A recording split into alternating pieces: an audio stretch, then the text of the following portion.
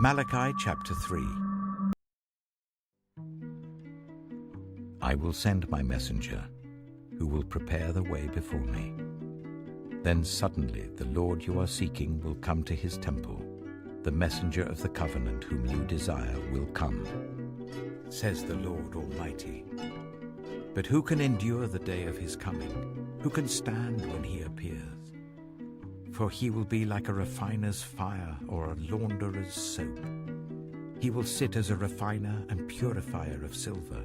He will purify the Levites and refine them like gold and silver.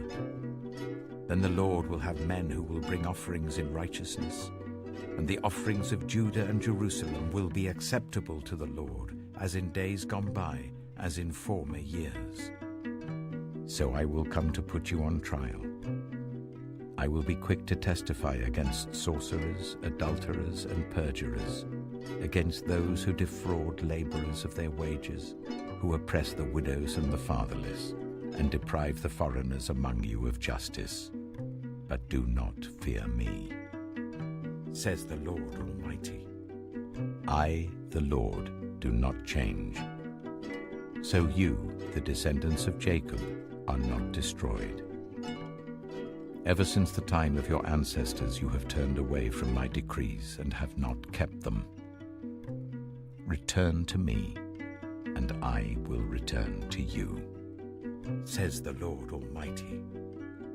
But you ask, how are we to return? Will a mere mortal rob God? Yet you rob me. But you ask, how are we robbing you? In tithes and offerings. You are under a curse, your whole nation, because you are robbing me.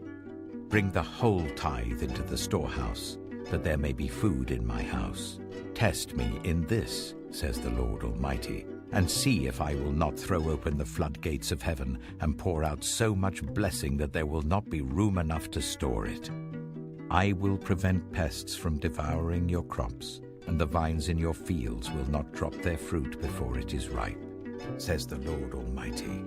Then all the nations will call you blessed, for yours will be a delightful land, says the Lord Almighty. You have spoken arrogantly against me, says the Lord. Yet you ask, what have we said against you? You have said, it is futile to serve God. What do we gain by carrying out his requirements and going about like mourners before the Lord Almighty? But now we call the arrogant blessed. Certainly evildoers prosper, and even when they put God to the test, they get away with it.